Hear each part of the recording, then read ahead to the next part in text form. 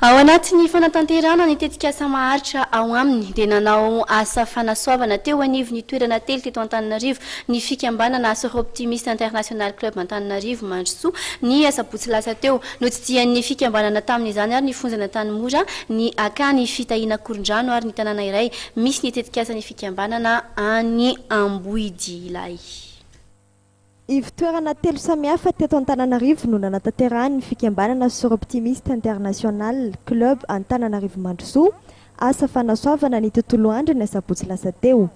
Nanomboan'ny hetsika ny teo anivony ny fonjan'ny vehivavy eto Antanimora ka vary, voamaina ary akanjo samihafa no natolotra tamin'izany ny ampikilalao an'ny zaza voateraka ka hatramin'ny roa taona miaraka amin'ireny misy 5 teto atoerana. Soroptimist International Antananarivo Club Mandrosoa dia nanokana ity androandroany ity anaovan'ny action pérenne dia anisan'izany ny fanomezana sakafo kely ho an'ny voafonja ity Antanimora dia kilalao sy vatomamy ho an'ireo zanaka izao voafonja eto Antanimora. Anankitelo ny isan'ny action ataon'ny Soroptimist International Club Antananarivo Mandrosoa androany dia mbola ity zany ny isan'ny tiany voalohany fa mbola itoy mbola vidy dia mbola andeha kosa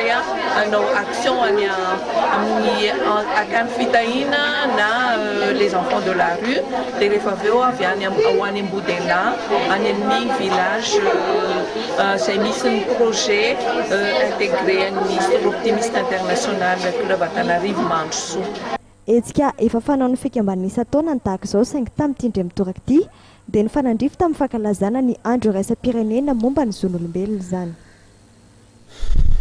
Mifarana teo indray ny vaovaontsika toko lahy toko vavy mialohan'ny isarahantsika indray dia tiana hoe mampafantatra anao amin'ny fivoahan'ny gazety boky natokana ho an'ny lehilahy moderna indray raha ampitso ny larana fa 770 no ivoaka ny ampivoatra rehetra mahazatra anao ny gazety mahery izay misaotra anao nanaraka ny vaovao hatramin'ny farametraka ny veloma mandra-pioana indray mandra-pioana tompoko.